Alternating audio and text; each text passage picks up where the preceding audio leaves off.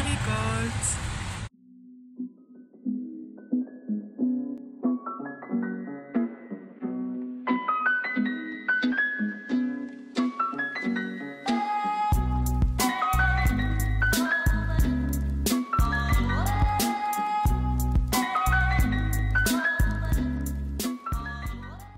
Hello, bienvenue sur la chaîne YouTube d'Atelier 316, habiter l'intérieur, vivre l'extérieur, bien habiter pour mieux vivre. Et comme vous le voyez en arrière-plan, donc aujourd'hui c'est vivre l'extérieur et c'est surtout le 21 du mois, donc le 21 avril. Tout germe, tout pousse, tout éclose, c'est super et franchement cette vidéo, trop contente de la faire. Donc on commence tout de suite. Les radis. Voici les graines. Et la dernière maintenant. Donc c'était la dernière, il n'y a plus qu'à attendre. Donc on voit un petit peu les graines, il y en a une là, etc. Ici, nous avons donc les radis qui ont tout simplement bien poussé. Alors on voit que j'ai fait en fait un petit peu des semis échelonnés. Donc les grosses feuilles, ce sont normalement les radis qui sont déjà bien formés. Et puis les pousses derrière, ce sont les radis qui ont été semés un peu plus tard et qui, dans peut-être 2-3 semaines, seront prêts à être cueillis. Donc on va faire la petite démo. Et voilà, bébé radis. Bon, je mangerai après. Waouh, magnifique. Et voilà, 3 petits radis, les premiers de l'année, les premiers. À côté des bébés radis, vous le savez maintenant, nous avons les fraisiers. Donc je crois que c'est une variété Maralébois, c'est une variété remontante qui va produire deux portants. Et là on voit qu'il y a vraiment des petits bébés qui sont en train de sortir. Alors je sais pas si ça va donner des grosses fraises, en tout cas c'est vraiment la saison de la fructification et toutes les fraises qu'on voit sont tout simplement des futures fraises. Donc voici, on est à peu près à 10 fraises par plant. Alors ce terreau je pense qu'il est un peu plein, il va falloir l'amender avec de l'eau de la banane pour le potassium, avec un nouveau terreau un peu plus riche, ou sinon de la terre de jardin, afin que les plantes puissent se développer un peu mieux en fait. C'est déjà une bonne chose de voir que ça pousse et que ça fructifie. Et voilà. Et il faut dire qu'ils ont une super exposition aussi sur les villes. Franchement, ils sont trop bien. Exposition Est, sud de la France, 9h du matin, regardez ça. Waouh, plein de bébés fraises. Voilà. Voici le bébé noyer maintenant qui a presque 1 an. Alors je l'ai déterré pour voir ce qui se passait puisque les bourgeons n'ont toujours pas éclos. Et effectivement, en déterrant, je me suis aperçue que les racines étaient un petit peu marronâtres, un petit peu comme sèches, voire mortes. Mais le bon espoir, c'est qu'il y a des racines blanches, donc vigoureuses et voilà, qui vont bien absorber les nutriments et l'eau, qui sont en train d'apparaître, donc à suivre. Alors voici les semis, donc alors pas les premiers semis mais les deuxièmes semis de cette saison. Donc on est à fin mars, le 28 mars et caton. Donc ici recourgette puisque le pot est tombé par la fenêtre. Donc voilà, il y a 4 graines. Ici ce sont des cœurs de bœuf de Nice de chez Cocopelli. À côté de la sauce officinale de chez Cocopelli. De la laitue paumée de chez Cocopelli. Et derrière ce sont des graines de fraises de 4 saisons. Et là ici graines fraises 4 saisons de chez la ferme de Saint-Marthe. Tomates cerises Cocopelli qui me restait l'année dernière. Et donc là les courgettes, je ne l'ai pas précisé mais c'est la ferme Saint-Marthe. Voilà, rendez-vous dans quelques temps. Les semis qui vont être mis après dans des pots bien plus grands. Donc là on a de la tomate, belle de Versailles, calibre moyen, donc idéal pour les petites salades. Ensuite, là, c'est cœur de bœuf. Donc ça, c'est vraiment les grosses tomates. Ensuite, vous avez peut-être reconnu, c'est tout simplement de la courgette. Donc, courgette de Nice et courgette ronde, si je ne me trompe pas. Désolée pour le son qui passe. Lin. Je sais pas comment ça atterrit, mais il me semble que c'est des graines de lin. Ou de lentilles, je confonds, mais je crois que c'est du lin. Peu importe. Ensuite, ici, cœur de bœuf. Je me suis bourrée. J'ai des barquettes que j'ai récupérées. Ici, ce sont des mini graines de fraisier. Donc ici ce sont des mini pousses de futurs fraisiers. Je sais pas ce que ça va donner, en tout cas c'est minuscule. À côté, c'est la salade. Alors la salade c'est toujours mon grand problème, j'arrive jamais à bien la faire pousser, à suivre. Et puis ensuite,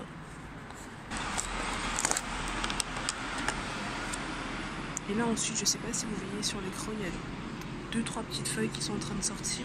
C'est tout simplement des figues de Barbarie. Voilà, j'aime tellement ce fruit, c'est tellement bon la figue. Le fruit du paradis. Voilà. Ensuite, ici, dans ces petites bouteilles cristalines récupérées, et bien là, ce sont des tomates beaucoup péri, vraiment taille cocktail, taille cerise. Et derrière, de la sauge officinale. Donc j'utilise vraiment le haut de la bouteille pour l'utiliser comme, voilà, comme une coupole pour faire un effet de serre et pour vraiment que les graines puissent germer dans des bonnes conditions. Nous avons de la mélisse qui est en train de sortir tout doucement, tranquillement. À côté, ce bac, il est prévu pour des bébés fraisiers. Donc là, c'est des micro-pousses que j'ai cultivées qui sont sorties bien de boîtes en plastique. Et donc on va voir ce que ça va donner. Et puis j'ai semé également des vraies graines de fraisier. Donc c'est minuscule. On va voir ce que ça va donner. Dans tous les cas, il va falloir bien éclaircir dans quelques temps quand tout aura bien poussé pour vraiment garder allez, 3 plombs grand maximum qui seront un peu plus vigoureux. Ici, par ici, par ici, par ici. Eh bien, je crois que par ici, c'est aussi destiné aux fraisiers, il me semble. Et j'ai semé de la capucine et de la bourrage. Pour l'instant, on ne voit rien puisque le semis a été fait assez récemment. Mais ça va être intéressant de voir quand tout sera sorti et quand tout aura éclos. Vigilant, vigilant, vigilant. À côté, je rappelle qu'il y a 4 jardiniers. Alors ici, ça. Donc là, on voit les petites capucines naines qui sont en train de sortir. On a les premières feuilles. Et bah, c'est cool. Et à côté, on a aussi des œillets. Voilà.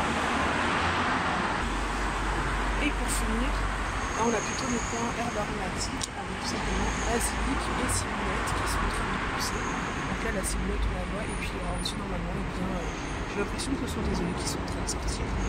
Bon, à voir. En tout cas, ma satisfaction, c'est vraiment les chênes. Donc, je sais pas, j'ai une quinzaine, vingtaine de chênes. Je suis hyper contente. Donc, il y en a qui sont encore dans leur pot d'origine, donc je les ai semés initialement. Et ensuite, il y en a quelques-uns que j'ai commencé à rempoter, mais ce n'est pas fini, on va continuer, quoi. Puis les chênes, c'est magnifique. C'est un arbre majestueux qui en plus donne du très bon bois. Donc, c'est super. Allez, c'est parti pour les chênes. Chênes ici. Voilà, des chênes. C'est trop beau, regardez comme ça. Un autre chêne. Si vous voulez des chênes, hein, je suis ici. Là, nos 2 bébés citronniers qui, ma foi, poussent tant bien que mal. Ils sont un peu lents, mais ils poussent lentement mais sûrement. On continue avec les chênes. Chêne ici. Chêne là. Chêne là. Donc, on en a à peu près 5 qui ont été rempotés. Puis les autres, je fais au fur et à mesure. Et sinon, eh bien, on a le premier qui a été rempoté. Les citronniers, j'ai hâte de refaire des citrons dans quelques jours. Je vais racheter des citrons et des clémentines. Et voilà, pour les semer et avoir des nouveaux plants. À vous montrer. Donc là aussi, c'est un bébé pommier. Là, c'est un plant de tomate qui, ma foi, avait été semé l'année dernière. Et puis, en fait, il est sorti, donc c'est marrant. Là, c'est l'amandier qui commence à pousser de mieux en mieux, je suis contente. Et là, c'est l'amandier numéro 2, donc c'est vraiment super. Et encore des pommes, et encore des pommes. Donc c'est variété Golden Desert. Voilà.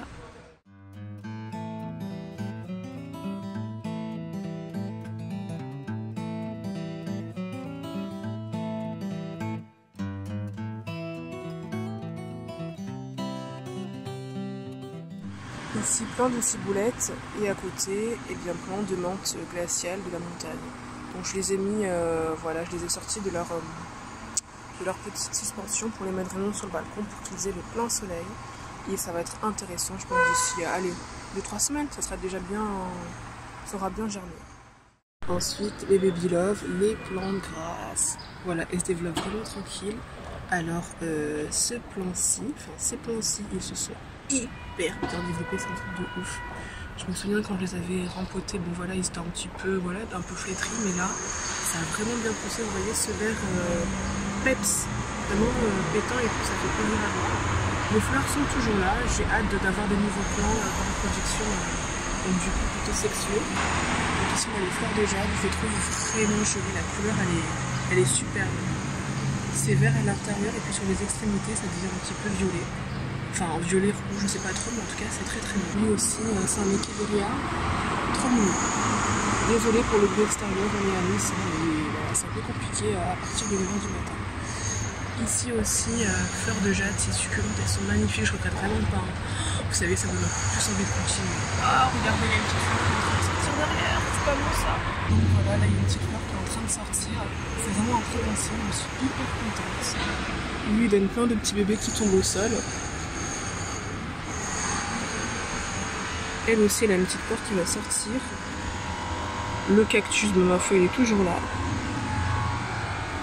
Et eux qui étaient complètement desséchés, grâce à la pluie, ils ont repris. Regardez comme ils sont en train de devenir verts. J'aime beaucoup, j'aime beaucoup. Et ces deux-là aussi, donc des Echeveria, si je ne me trompe pas. Ils sont hyper beaux. Regardez-moi ces deux-là, c'est magnifique, c'est un délice. Toujours du côté des plantes grasses, donc on a la propagation de plantes grasses du coup dans la petite coupelle de peau circulaire.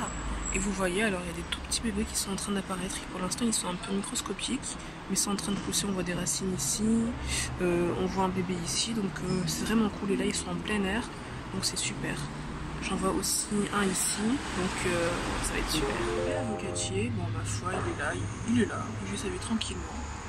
Le figuier, mon chouchou, vraiment celui sur lequel je pariais pas du tout et qui pourtant me donne de très beaux résultats. Et vous voyez en bas, il y a plein de petites plantes qui sont en train de pousser, je vais vous expliquer après.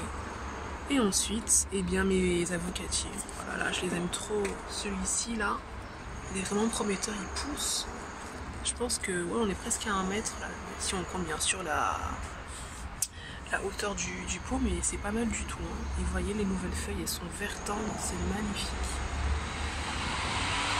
Aussi, à la base, il y a des petites feuilles, des petits plants et des graines qui sont en train de germer, on voit pas. À côté, donc les différents carrés qui vont accueillir tomates, courgettes et tomates. Donc vous voyez, il y a plein de petits plants, de petites pousses qui sont en train de sortir et qui sont déjà sorties. Qu'est-ce que c'est? Eh bien, c'est tout simplement de l'association de plantes ou de compagnonnage dont le but est vraiment voilà, multiple. C'est à la fois pour diversifier les espèces présentes sur une même surface, en même temps pour avoir donc une surface terreuse qui est densément végétalisée. Ça c'est important pour moi, pour que rien ne se perde, parce que voilà, on n'est pas dans la monoculture, l'idée c'est vraiment de voir comment les différentes espèces interagissent entre elles. Désolée pour le bruit extérieur.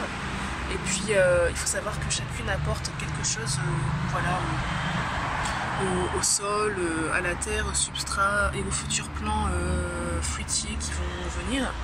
Et puis surtout ça nous fait aussi une petite protection du sol, un paillage. Donc quand ils auront bien poussé, là on voit qu'on a des... Il me semble que c'est de la lentille ou du lin. Moi je confonds toujours de la lentille. Et donc une fois qu'ils auront bien poussé, on pourra les rabattre sur le sol et ça fera une belle protection.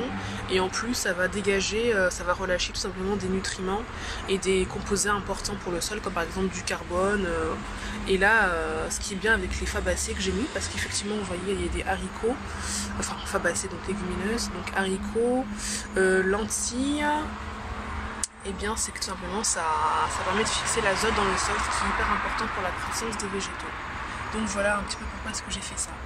Et donc dans cette association, j'ai décidé à chaque fois d'implanter 3 variétés de végétaux. Donc on a des fleurs.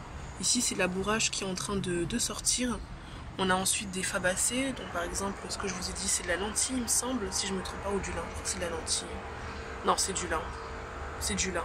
Bon, la lentille du coup, oui ça c'est de la lentille.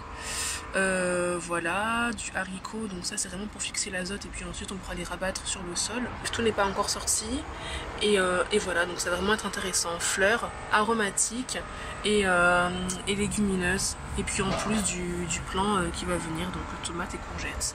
Ça va être hyper intéressant et surtout ça va être très très touffu, j'ai hâte. Ouais, donc ici c'est bien c'est de la lentille, hein. Ouais, c'est de la lentille, Et ce qui est plus en forme de rosace, etc., c'est vraiment du lin. Et ça fait des jolies fleurs.